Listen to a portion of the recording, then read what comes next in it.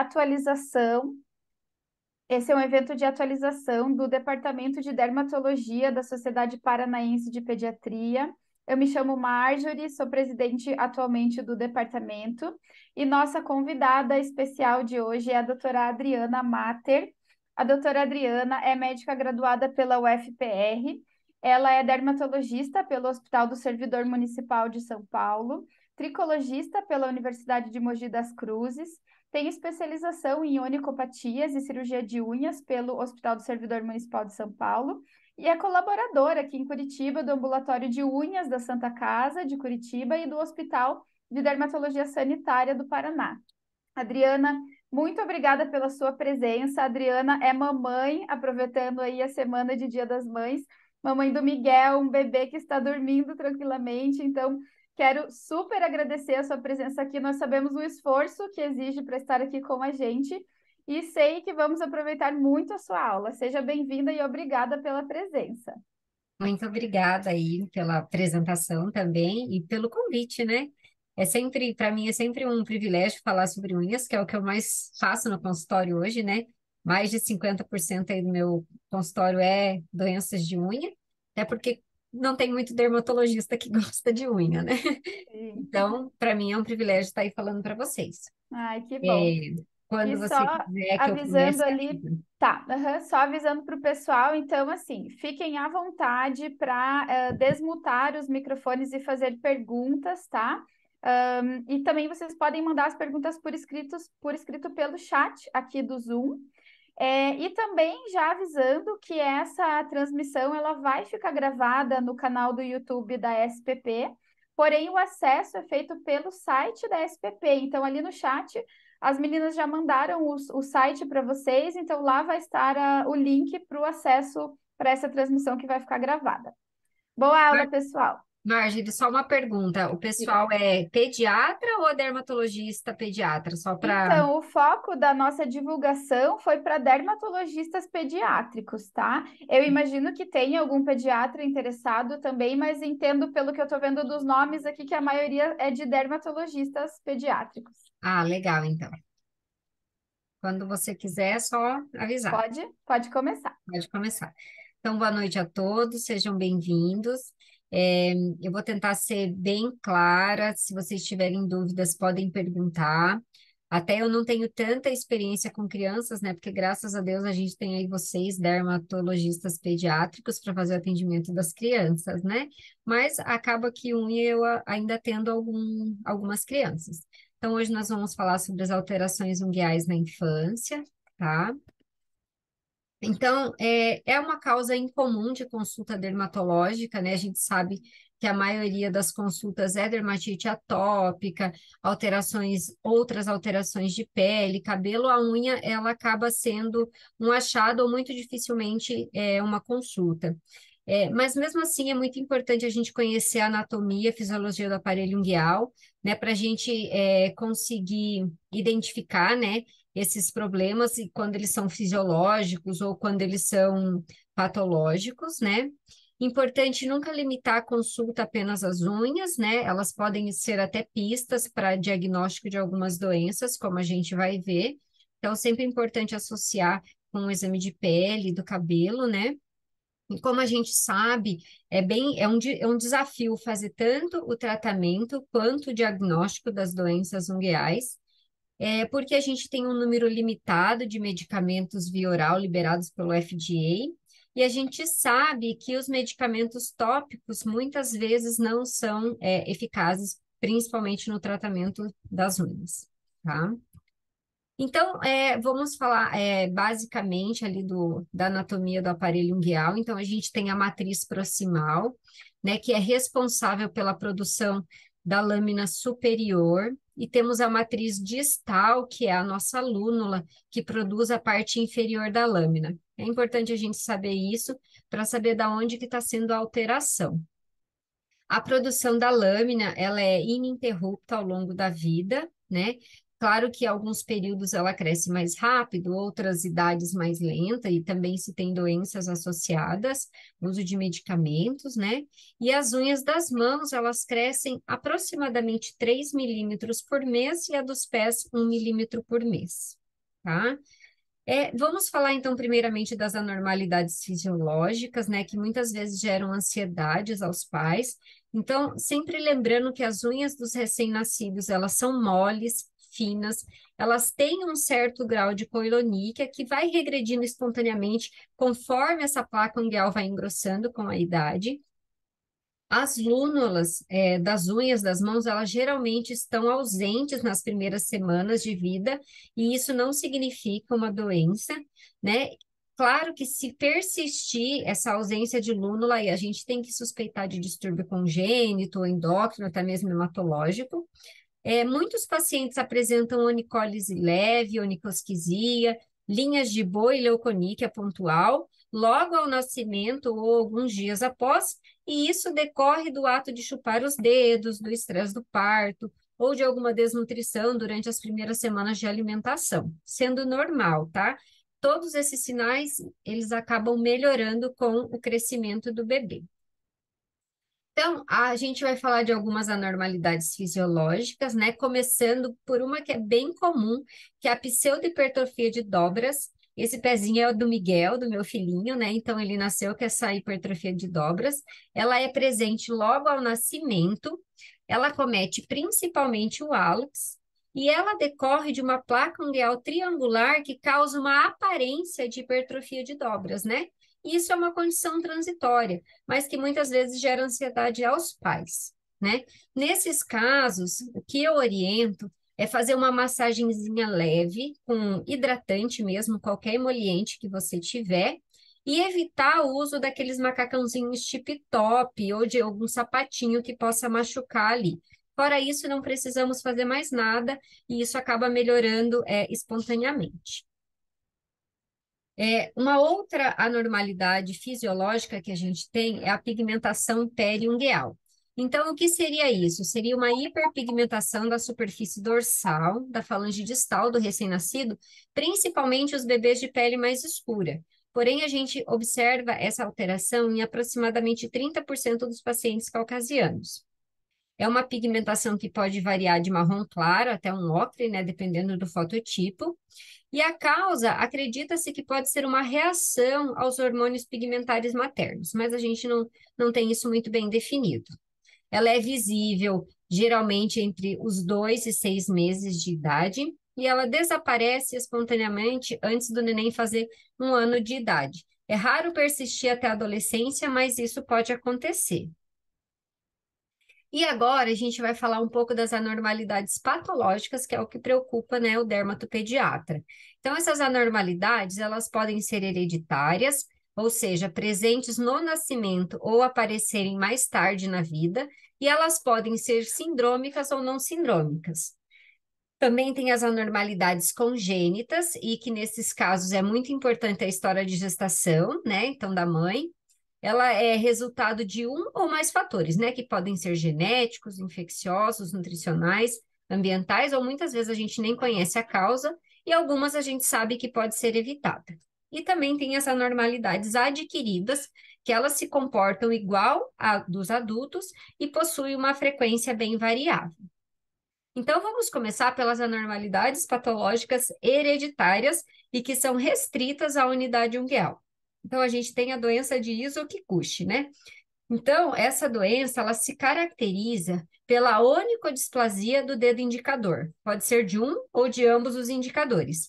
E o paciente pode apresentar microníquia, hemionicogrifose ou uma anoníquia. As causas, geralmente acredita-se que é pela isquemia intrauterina da artéria digital radial, porque as alterações são mais nesse local, ou pela apreensão anormal do dedo. O diagnóstico ele é clínico, né? O paciente vai ter só alteração na unha do indicador, mas a gente pode fazer um raio-x, e a gente vê nesse raio-x, na parte ali do perfil, uma bifurcação em forma de Y da falange distal, quando a gente olha lateralmente, né? E o tratamento não tem o que fazer, né? Geralmente, se o paciente tiver a hemionicogrifose, às vezes a gente precisa utilizar alguma órtese, fazer lixamento, mas quando é microníquia ou anoníquia, não tem muito o que a gente fazer. Agora, as alterações patológicas hereditárias que atingem a unha e também outros órgãos. Então, nós temos a síndrome da unha patela e a paquionychia congênita.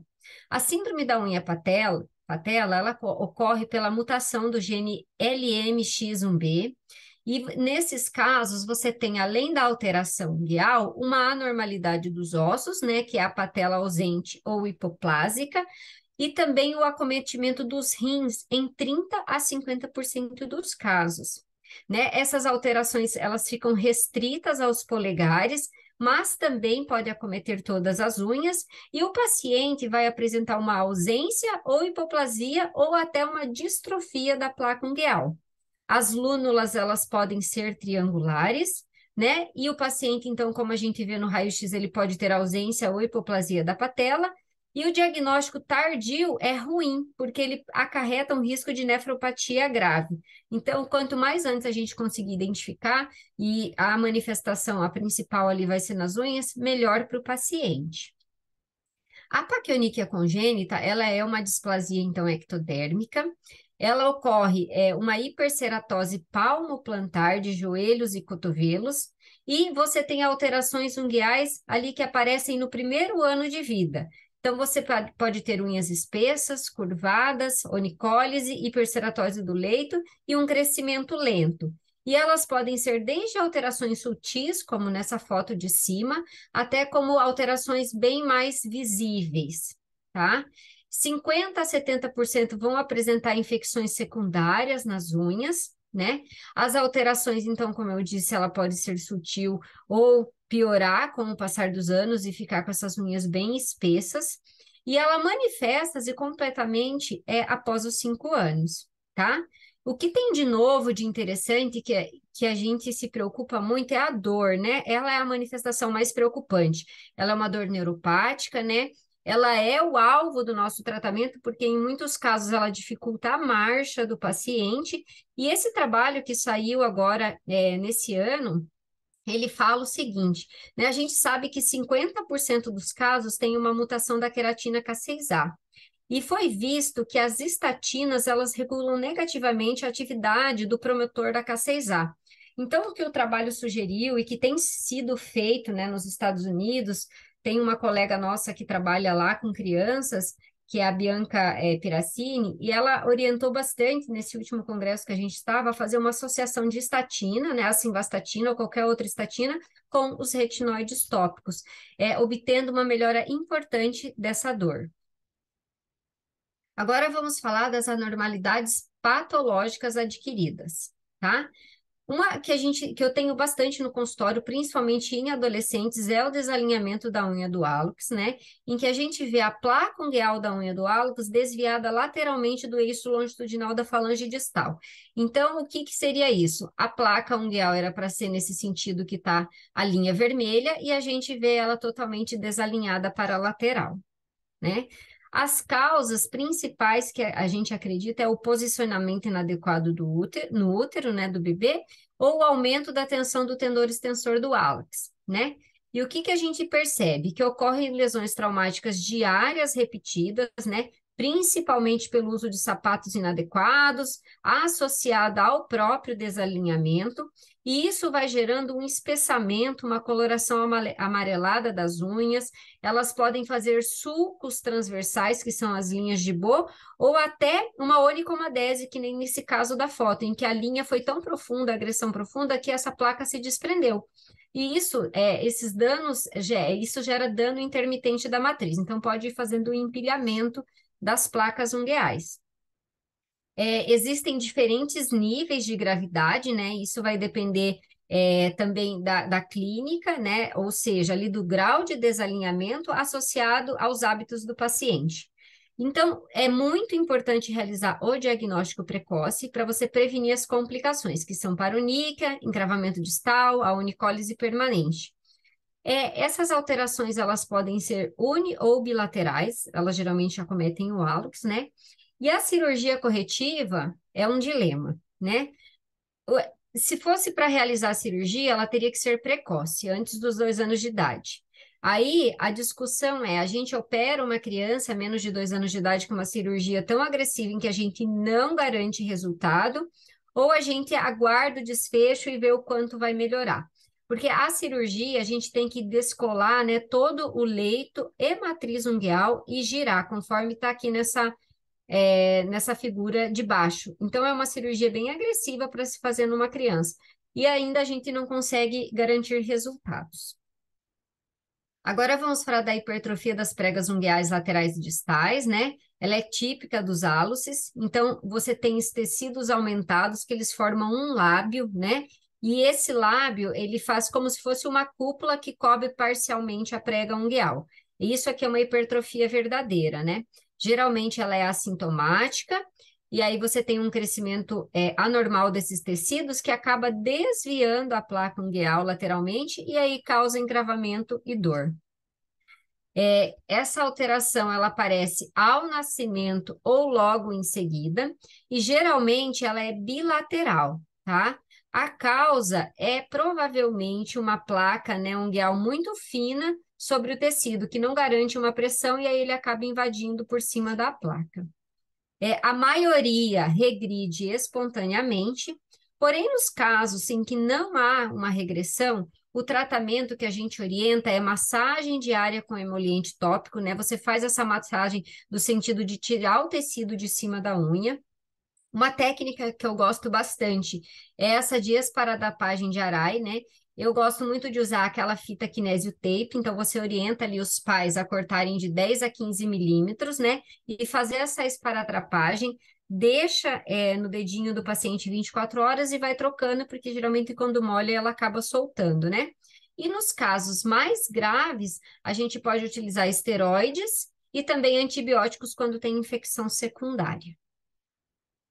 Agora, sobre a onicocriptose, que é a unha encravada, né? Ela é mais comum, então, nos álopes dos adolescentes, né? Ela é uma consequência, então, daquele desalinhamento mal diagnosticado, de pregas ungueais hipertróficas que não foram tratadas, de outras anormalidades podiátricas que interferem na marcha.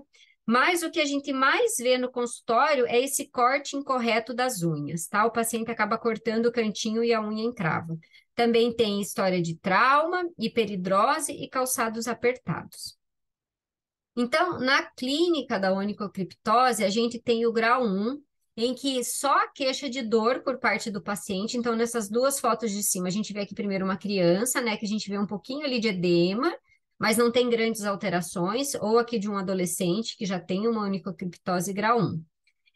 No grau 2, além da dor, há uma secreção sanguínea ou seropurulenta. E no grau 3, que é essa última figura aqui de baixo, a gente, além da dor e secreção, a gente também tem uma hipertrofia da área acometida. É importante identificar o grau, porque de acordo com o grau, a gente vai escolher o tratamento. Então, o tratamento do grau 1, que é o estágio 1, você pode realizar a retirada da espícula, né, no podólogo, fazer a introdução desse massinho de algodão embaixo aqui do canto da unha até que a placa consiga passar, fazer aquela esparadrapagem de Arai também, ou utilizar essas órteses que são os clip system, né? Esses clip system a gente pede para deixar aí 2, 3 meses e vai realizando a troca, né? No estágio 2, a gente já tem que utilizar corticoide de alta potência sobre a oclusão, cuidando para nunca deixar o corticoide de alta potência sob oclusão por mais de um mês, que pode gerar atrofia ali da pele ao redor, tá? E, se necessário, antibiótico. E o estágio 3, a gente vai ter indicação de cirurgia, que aí pode ser só a cantoplastia com matricectomia parcial, né, utilizando um ácido que a gente utiliza, que é o fenol, ou algumas vezes, se tiver hipertrofia de dobra, aí a gente tem outras técnicas, que é Van den Bosch, Superu, ou Debois, que são outras técnicas cirúrgicas que, além da unha, aí a gente mexe na parte de tecidos moles. Também existe o encravamento proximal, que é a retroníquia, né? A principal causa é o traumatismo, né? Um trauma crônico. Isso gera uma onicomadese incompleta e o crescimento de uma nova placa que é incapaz de afastar da antiga, e daí ela vai bloqueando as outras placas ungueais. Na clínica, a gente vê uma paronique aguda, às vezes com tecido de granulação, e muitas vezes a gente consegue visualizar esse empilhamento de placa nos casos mais graves. Nesse caso aqui, essa paciente, ela fazia sapateado e balé, né? Então, infelizmente, não dá para ela fazer mais esse tipo de atividade, porque senão ela sempre vai ficar tendo essa retroníquia. Então, aqui a gente realizou o tratamento dela, né? Ela conseguiu melhorar essa retroníquia e acabou soltando essa placa agora com crescimento normal. A gente utiliza, então, o clobetasol sob oclusão e a retirada do agente causador, que geralmente é o uso de sapato inapropriado ou atividades físicas que fazem traumas diários. Nos casos moderados a graves, é necessário realizar a avulsão da placa, mas lembrando que se o paciente manter as atividades ou manter o uso de sapato incorreto, a retroníquia vai recidivar. Agora vamos falar da onicotilomania, né, que ela tem uma apresentação clínica bastante variável, né? Na dermatoscopia, a gente consegue visualizar múltiplas hemorragias do leito ungueal, obliquamente orientadas, e essas linhas onduladas. Então, nesses casos, o paciente faz lesão da matriz, né? Então, por isso que gera uma anormalidade da placa, e às vezes ele faz até uma pigmentação central, que é uma melanoníquia longitudinal. O tratamento principal é a orientação aos pais. Eu sempre oriento fazer a oclusão com micropor, para a criança não ficar cutucando a unha. E existem relatos, mas eu costumo não fazer para criança, que é o uso da N-acetilcisteína, porque tem bastante efeito colateral e a gente não vê tantos resultados. Muitas vezes eu também deixo emoliente, e se o paciente, além da distrofia ungueal, tiver uma paronique, às vezes eu também deixo um corticoide de média potência. Verrugas, esse também é um grande desafio, né? As verrugas periungueais e subungueais, né? Elas são bastante comuns nas crianças e geralmente elas atingem mais de um dedo, né? Ao mesmo tempo. Elas são mais frequentes nas unhas das mãos e estão relacionadas ao HPV. Tratamento é difícil porque a gente sabe que tem baixas taxas de cura, altas taxas de recorrência, né? Eu gosto bastante das formulações tópicas com ácido salicílico ou o lático, né? A gente também pode usar o 5-furacil, a crioterapia. Na crioterapia, a gente tem que cuidar principalmente nas verrugas que são próximas à matriz, porque se você fizer ela e ela for um pouquinho mais agressiva, pode fazer destruição da matriz e daí gerar uma distrofia ungueal crônica, né?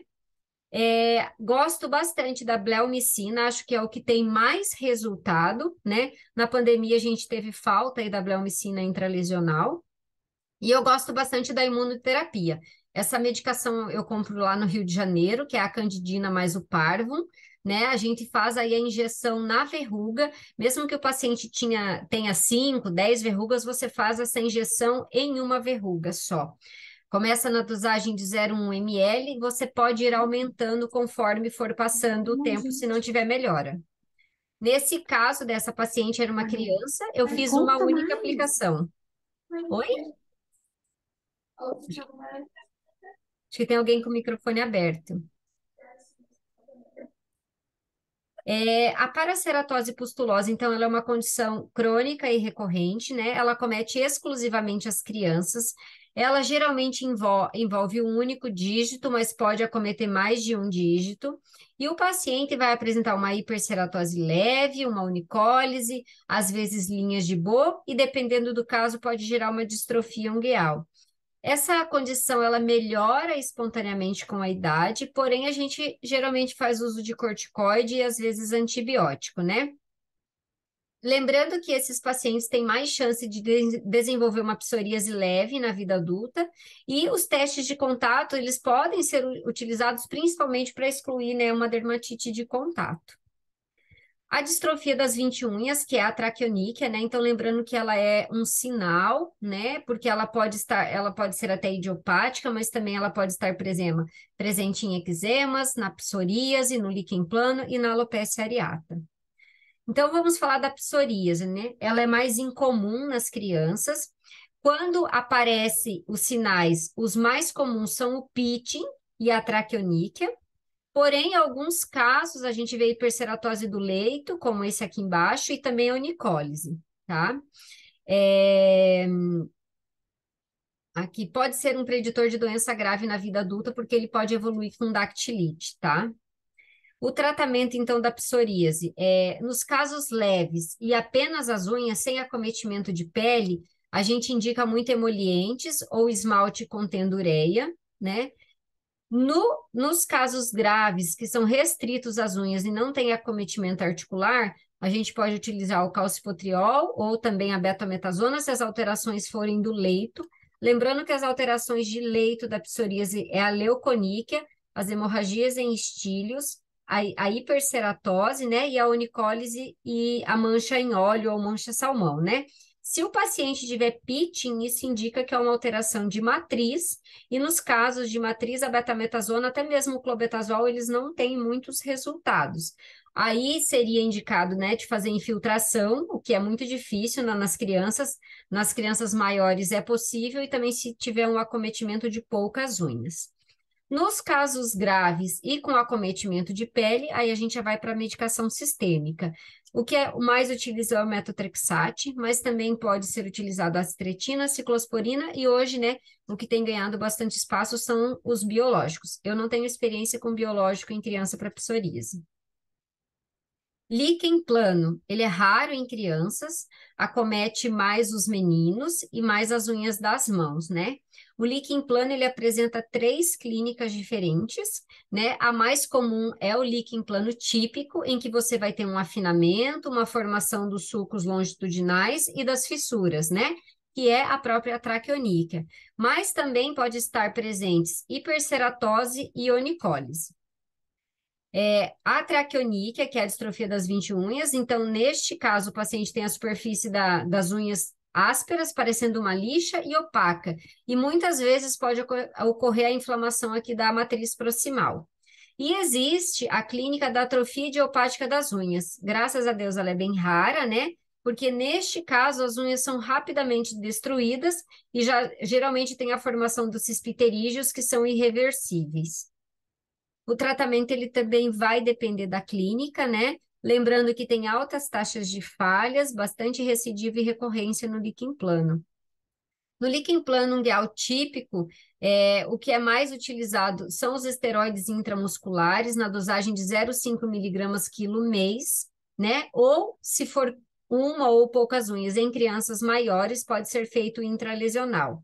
O tratamento tópico no líquen plano, geralmente, ele é ineficaz, tá? A traqueoníquea, a gente faz a indicação de emolientes apenas, e na atrofia idiopática, ela não responde nenhum tratamento pela agressividade, então não tem muito o que a gente fazer, tá? Uma outra doença que a gente tem é o líquen estriado, né? Lembrando que é uma dermatose inflamatória unilateral, rara, afeta também exclusivamente crianças, né? E ela é caracterizada por uma dermatose linear, né? Que apresenta pápulas, né? De topo achatado, levemente avermelhada, né? Que a gente vê aqui, que segue as linhas de Blaschko. O paciente geralmente faz uma distrofia única da placa ungueal, faz diagnóstico diferencial, né? Se eu voltar aqui, ó, vocês vão ver. Opa, deixa eu voltar aqui. Parecida, né, com o líquen, ó. Ela é bem parecida, então faz essa distrofia e ela regride espontaneamente em poucos anos. Quando você tem um paciente com múltiplas onicomadeses, né, isso vocês devem ter bastante no consultório, lembrar sempre do mão-pé-boca, né, causado pelo Coxsackie vírus 16.6 ou enterovírus 71. Os sinais, eles vão aparecer geralmente 3 a 12 semanas após a clínica inicial dos sintomas, né, e os efeitos ocorrem sobre a matriz ungueal. Então, geralmente você tem várias unhas com onicomadeses, que são esse desprendimento da placa ungueal. Outra doença que nós temos é a onicomicose. Ela é extremamente rara em crianças menores de 2 anos. Ela começa a ser um pouco mais frequente nas crianças acima de 6 anos. E quais seriam os fatores predisponentes para uma criança ter fungo nas unhas, né?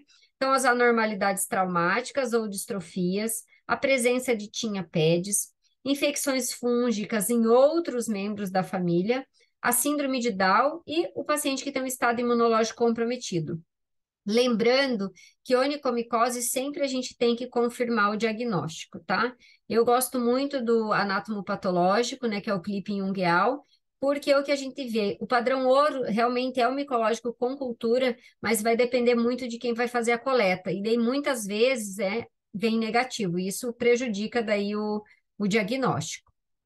O tratamento, então, ele pode ser tópico nos casos em que a gente tem uma onicomicose superficial branca ou um acometimento de menos de 50% da placa ungueal, e o mais utilizado é o esmalte de ciclopirox a 8% mais lixamento semanal. Né? E quando você tem mais de 50% da placa ungueal acometida ou várias unhas, aí a gente escolhe ou terbinafina ou itraconazol. Eu tenho bem mais experiência com a terbinafina, que eu gosto bastante, e aí você vai utilizar a dose de acordo com o peso da criança. Então, uma criança com menos de 20 quilos, a dose é 62,5 miligramas ao dia. Crianças de 20 a 40 quilos, a dose vai ser 125 miligramas dia, e mais de 40 quilos, 250 miligramas dias. Quem optar pelo tratamento com itraconazol, a dose é de 5 miligramas dia, em pulso terapia, uma semana do mês. Falando um pouco das melanoníqueas, que é uma coisa que a gente tem bastante medo, né? Principalmente nos adultos, mas nas crianças também, gera muita ansiedade aos pais. Quem se preocupa, na verdade, aos pais, a criança não se incomoda com a melanoníquea. Então, o que seria a melanoníquea? É a presença de melanina na placa ungueal. E ela pode ocorrer por dois motivos, ou por ativação melanocítica ou por uma proliferação melanocítica. O que a gente sempre pensa é a ativação melanocítica, que ela pode ser racial, uso de medicamento ou algum distúrbio inflamatório infeccioso, que como a gente viu nos casos de líquen plano, paroníquea, onicomicose e onicotilomania, podem causar, né, essa melanoníquea e fazer uma ativação melanocítica. Porém, nos casos que tem hiperplasia melanocítica, a primeira coisa que a gente pensa em criança é uma causa benigna, né? E aí a gente tem o nevo congênito ou adquirido, que é a causa mais comum. Ela é mais presente nas unhas das mãos, principalmente no polegar, em torno de 50% são nos polegares. E ocorre uma pigmentação, muitas vezes, dos tecidos periungueais, com aumento progressivo e escurecimento da banda. E isso já gera um desespero, porque a gente acaba pensando em melanoma, né? Então, mas é bem comum acontecer em criança essa pigmentação. E ela pode regredir com a idade. E uma outra causa benigna é o lentigo, mas bem menos incomum. E claro que existe o risco também, né, de ser uma lesão maligna, no caso melanoma, que é muito raro e geralmente em crianças ele é in situ, né?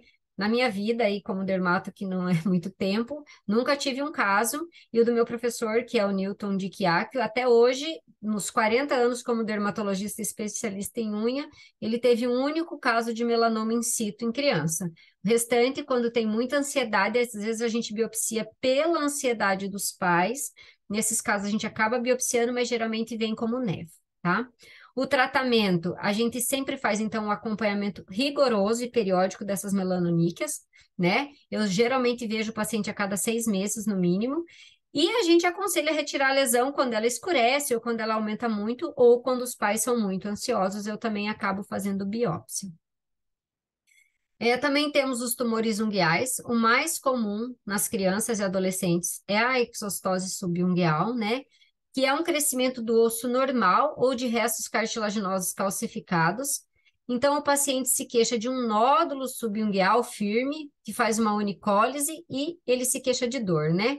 Geralmente tem história de trauma, né? Então, meninos que jogam futebol, essas coisas, geralmente tem uma história de trauma prévio e daí tem essa lesão. O diagnóstico é feito pela radiografia, né? A gente consegue ver aqui, ó, a espícula formada nesse osso, e o tratamento é cirurgia, né? Aqui é uma foto que o paciente acabou mandando, porque eles nunca voltam no consultório quando resolve. Mas o tratamento é cirúrgico nesses casos. E é isso, gente. Se alguém tiver alguma dúvida, aqui tem o QR Code, né, com todas as referências que eu utilizei. Tem meu telefone, se alguém tiver dúvidas também, Instagram e e-mail. E agora estou abertas a perguntas. Adriana, eu quero fazer uma pergunta. Claro. Como que você prescreve e orienta esmaltes com ureia? Porque não existe nenhum produto comercial, né? Pelo menos não no Brasil. Não, geralmente eu nem faço esmalte, né? Eu Uhum. acabo fazendo o próprio creme de ureia. Aí eu peço para manipular. Então é Às o que eu vezes eu faço acabo também. colocando junto com a ureia um ácido salicílico ou um propileno glicol, que ajuda bastante, né? Uhum. Mas esse esmalte de ureia, aqui praticamente a gente nem encontra. É, eu também nunca fiz, daí fiquei Não, curiosa. não.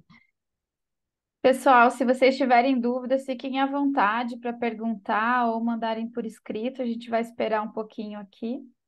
Não sei se era mais ou menos isso, a aula que você queria. Sim, foi maravilhosa, foi ótima. Muito obrigada. Muitas coisas novas aí. Eu vou assistir de novo essa aula.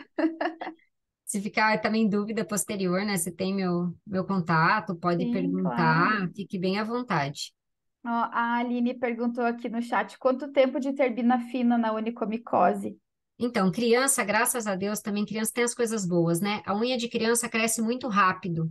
Então, o tratamento para unha de criança é bem mais curto, né? Geralmente de 3 a 4 meses, se for a unha do pé ali, geralmente já está resolvido, que é diferente do adulto, que às vezes a gente precisa tratar aí quase um ano.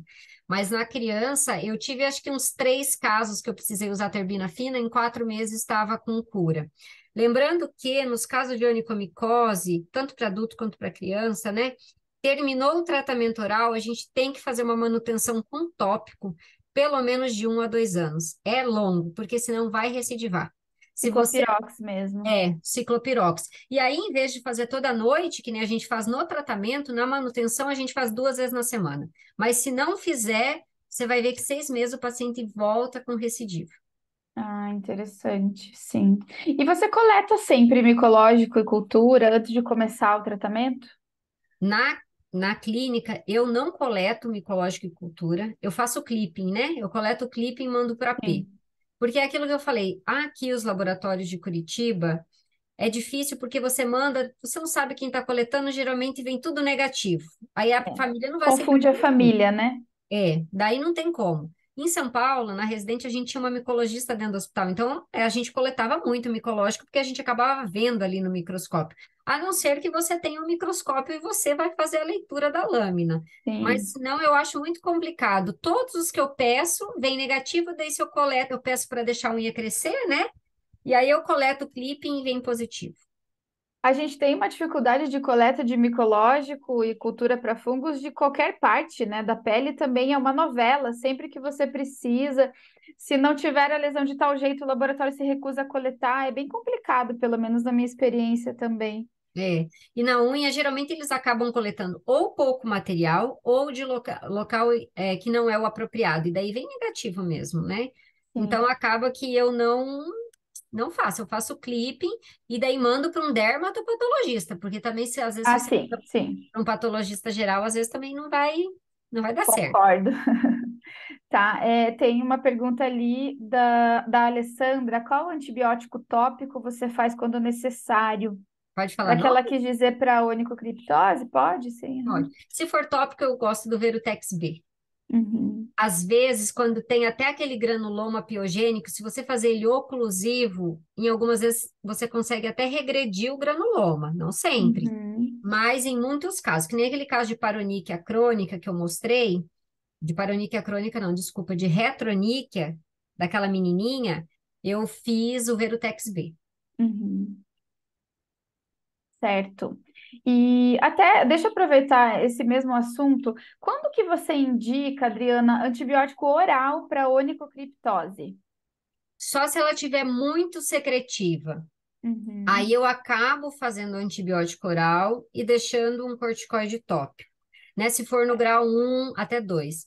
Grau 3 não tem jeito, tem que operar porque não vai melhorar, tá? Uhum. E aí, lembrando que em criança a gente não vai fazer fenolização, a não ser que seja adolescente, né? Criança você Tá. tem que operar a dobra ungueal, né?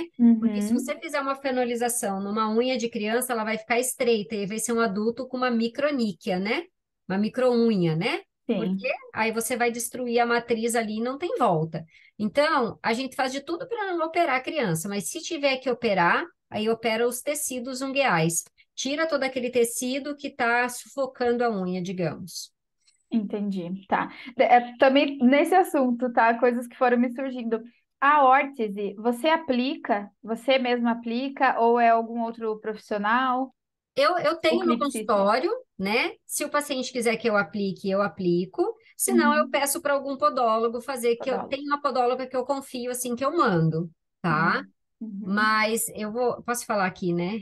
Pode, sim, Eu não é gosto para muito isso, é de. para a gente tirar as dúvidas na prática mesmo. Porque assim, eu acabo que eu não gosto de podólogo, porque eles sempre cortam aquele cantinho, aquela espícula a gente Sim, corta em casos de exceção. Se você vai ver assim no consultório, o paciente que fica vindo com unha encravada é porque fica indo no podólogo, ela fica todo tirando aquela mês. espícula, e aí aquilo ali fica uma parte livre que faz com que o tecido cresça mais ainda em cima da unha. Então o problema vai ficar crônico. Então, na verdade, eu prefiro indicar aquela esparadrapagem de Arai, colocar o algodãozinho embaixo do canto, orienta a fazer o corte da unha quadradinho, né? Porque os adolescentes, principalmente, eles arrancam aqueles cantos, né? Ficam Sim, mexendo, assistindo TV, eu não sei o que acontece, eles vêm com a unha rasgada, não é uma unha cortada. sim. E isso aí fica um problema crônico, né? Você tem que super orientar essa parte. E para mim, que o podólogo, muitas vezes, ele causa essa onicoquiptose de um grau mais elevado. Eu concordo com você. Também já atendi muitos pacientes nessa situação e assim, todo o respeito à profissão, né, dos podólogos, mas infelizmente eu também já tive contato com muitos profissionais que faziam exatamente a mesma coisa. É quase que uma fidelização do paciente todo mês indo ali cortando o cantinho e daí o problema não se resolve, né? Cada Então, vez eu piora, concordo. porque você tira a unha, você dá espaço para o Sim, tecido invadir, né? Então, isso sim. é muito complicado. E até o paciente entender isso, porque ele vai lá e tem aquela melhora, né? Um alívio Sim, imediato. alivia, né? Uhum, Só que aí claro, isso gera um problema crônico, que daí acaba que uma hora precisa fazer cirurgia, porque senão ele fica refém do podólogo mensal ali, né? sim. Prosseguindo aqui e já te repassando, Adriana, muitos elogios aqui no Ai, chat, obrigada. tá?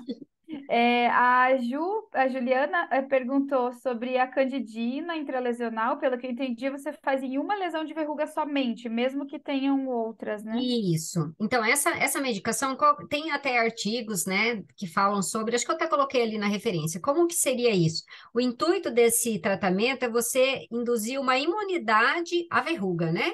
A contra a verruga, no caso. Então, Uhum, não tem por que você querer injetar em todas as verrugas, porque senão não teria muita lógica ali, né? Então, você faz uma injeção, escolhe uma verruga melhor localizada, que é difícil no dedo uma sim. localização boa, e você faz uma injeção, digamos assim, na base da verruga. Eu Uhum, injeto 0,1 ml, aí aguardo de uma semana a 15 dias, e daí você pode aumentar para 0,2.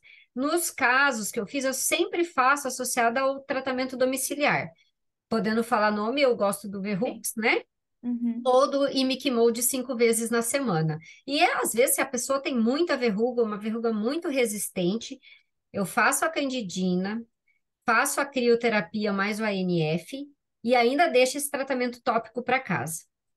Já teve casos de pacientes um pouco maiores que eu fiz o Verrux num período, né, pela manhã e o Imiquimode à noite, que era uhum. muito resistente, tá? Não sei Ah, se então ficou o Mimic claro. Mode você também faz. Faço. Mesmo, Tá, certo. tipo, a gente tem várias medicações que falam, né? Ah, não pode usar abaixo de tantos anos. Você sabe que às vezes, igual o Verutex, a gente Assim, usa, né? off-label, né? A gente acaba, A claro. gente, claro, tomando todo cuidado, mas a gente acaba, né, Sim, sim. usando. Tem na sequência também uma pergunta sobre a bleomicina na verruga, se você puder especificar mais para a gente, explicar melhor para a gente. A bleomicina, ai, ela tem que tomar um pouco de cuidado, porque o paciente, principalmente se for criança, assusta, né? Você faz também ali de 0,1 a 0,2 ml na verruga. Nesse caso, faz em todas as verrugas, né? Então, um pouquinho mais difícil. E fica uma necrose. Então, isso às vezes assusta. Quando é criança pequena, eu nem faço. Eu deixo a bleomicina mais para adulto. Porque os pais ficam muito ansiosos, porque fica uma necrose mesmo no lugar. E é difícil você explicar para um pai que o filho vai ficar. Ela assusta, entendeu? Parece que ele necrosou mesmo. Para a criança, eu ainda prefiro fazer os tópicos e, quando necessário, a candidina eu gosto mais. Uhum, legal. Vou ler aqui uma pergunta maior, bem interessante, da Laís Regina Rocha. Trabalho na neuropediatria e que legal que nós temos até neuropediatras aqui prestigiando a aula. E sempre checo unhas até para verificar ansiedade e afins. Já atendi, porém, lactente há muitos anos com essa lesão. O coitado já tinha feito uso de antifúngico via oral, inclusive, mas na época considerei onicodisplasia. Consegue dar a tua impressão pela foto? Aí, não sei se você Será que eu consegue consigo ver. aumentar essa foto? Aí deixa eu Ai, ver aqui, vamos ver. aqui tá grande já. Ah, tá aqui, ó. Agora já apareceu grande para mim. Não acho que isso seja micose, tá? Minha impressão olhando assim. Mas existe as infecções por cândida, que Sim. aí, se o paciente daí tem que verificar se a mãe teve parto normal, né? E, e se for, daí é possível que seja uma infecção por cândida, né? Aí poderia usar um ciclopirox até em gotas, não um esmalte, né? Mas aqui, para mim, eu acho que ele é muito pequenininho, não sei quantos meses Pequeno tem. mesmo, né? Mãozinha pequenininha. É, eu acho que vale a pena aguardar, porque a gente tem bastante alteração que acaba melhorando, né, com a idade ali. Tá. Coisa para dermato mesmo. É. Voltando na Candidina, a Mari Canato perguntou se a gente vai aumentando a dose a cada semana ou para no 0,2 ml. Então, tem dois artigos só publicados sobre isso, né? O laboratório que faz a medicação, ele manda aumentar, se eu não me engano, até 0,6, 0,8. Eu não faço, tá? O máximo que eu faço é 0,2. Até porque nunca precisei de mais de 3 sessões, inacreditavelmente. Eu até não acreditava muito que essa medicação ia dar certo e acabou que deu. Mas eu faço no máximo 0,2. Mas, se eu não me engano, o laboratório fala para ir até 0,8. Mas é Legal. que é uma quantidade daí muito grande para injetar de Para medicação, injetar, vai né? gerar muita dor daí também, né? Daí não vai valer a pena. Adri, fala pra gente um pouquinho sobre onicofagia, como que é a tua abordagem? É uma queixa muito frequente pra gente, né? Mais dos pais, claro. Sim. Então, assim, ó, a onicofagia, que é, né, esse ato aí de roer unha, é uma coisa complicada de tratar, porque a gente sabe que é por uma ansiedade. E os pais geralmente não estão percebendo, né? Vocês sabem melhor que eu que a criança tá com alguma coisa que a incomoda e ela acaba descontando na unha. O que a gente usa é, infelizmente, esses esmaltes de gosto ruim. E outra coisa que eu faço é pedir para fazer essa oclusão com micropor, tá? É, converso com a criança, falo que a gente vai usar alguma coisa bonitinha no dedo, falo para a mãe comprar micropor colorido, enfim, para tentar melhorar. Mas é uma questão que a gente sabe que é psicológica. Eu sempre indico psicoterapia também, assim como da onicotilomania, né? Que a gente tem aí também a tricotilo e a onicotilo. A gente sabe que o paciente, se melhorar essa questão de ansiedade, vai melhorar o problema. Não, não tem assim, né? Sim. O que fazer muito. A N-acetilcisteína, inclusive, para cabelo, até o pessoal acredita um pouco mais nela, né? Mas para unha, a gente não a gente acha que tem muito efeito colateral para pouco benefício. Uhum. E o que que você faz de esmalte com gosto ruim? Porque nem se encontra mais em farmácia de manipulação quinine, Eu né? Que peço para usam. comprar na internet, Ah, acredita? de fora, né? Tá. Isso, porque na Amazon tem, né? Se você Sim. digitar lá Uhum. esmalte de gosto ruim, aparece várias opções. E eu até mostro para os pais, né? Eu digito ali para os pais ou para adulto também, que a gente tem adulto com onicofagia, né? Ó, a gente tem essas opções e pronto. Porque nas farmácias, igual você falou, não tem mais, a gente não É. encontra, né? Eu, assim, só compartilhando a experiência, eu não trato onicofagia. Eu não indico esmalte, porque justamente, assim, eu acho que você acaba dando uma impressão de que estou fazendo um tratamento dermatológico para uma doença que não é Não dermatológica é. e isenta, assim, a família dessa responsabilidade de buscar um apoio psicológico mesmo, né? Até Sim. tem aqui a Ju concordando comigo, mas é complicado mesmo, é Mas uma é que abordagem mais o que que complexa. acontece comigo, né? Isso é uma coisa que eu sempre falo. Geralmente vem comigo porque já passou em vários e acha que não resolveu. Uhum. Porque daí, como, digamos, especialista em unha, a pessoa acha que vai vir ali e que eu vou fazer algum Sim, milagre, né? E sim. assim, como eu trabalho bastante com unha, geralmente o que eu ouço isso todo dia, não é só para criança, não. Doutora, você já é a quarta médica que eu vim para resolver meu problema na unha, né? E às vezes é uma coisa que é simples, mas que a pessoa não entende, né? Eu Uhum, atendi um paciente, por exemplo, faz 3 meses atrás, que teve um ótimo resultado de onicotilo, que ele cismava que era fungo. E eu uhum, conversei muito com ele, inclusive sendo adulto, pedi para fazer essa oclusão, né? Deixei emoliente e ele voltou. Até poderia ter colocado essa foto, mas é que era de adulto, com metade da unha já tratada, né? Que aham, cresceu. Mas porque ele não acreditava que o problema dele fosse o ato de manipular. Sempre sim, acreditou que fosse um fungo. Então, por isso ele manipulava mais ainda para tentar arrancar o fungo, né? E sim, realmente é isso. O problema é eu peço sempre para fazer psicoterapia. sim, claro, tranquilo. Tem mais uma pergunta aqui. É da Mike. Como diferenciar a traqueoníquea idiopática da traqueoníquea por psoríase? Aí a gente faz dermatoscopia, né? Dermatoscopia e a gente observa outros sinais, né? Além da traqueoníquea. Porque geralmente psoríase você ou vai ter uma hiperceratose, ou um pitting, ou uma hemorragia em estilha. Às vezes você tem uma história familiar também, né?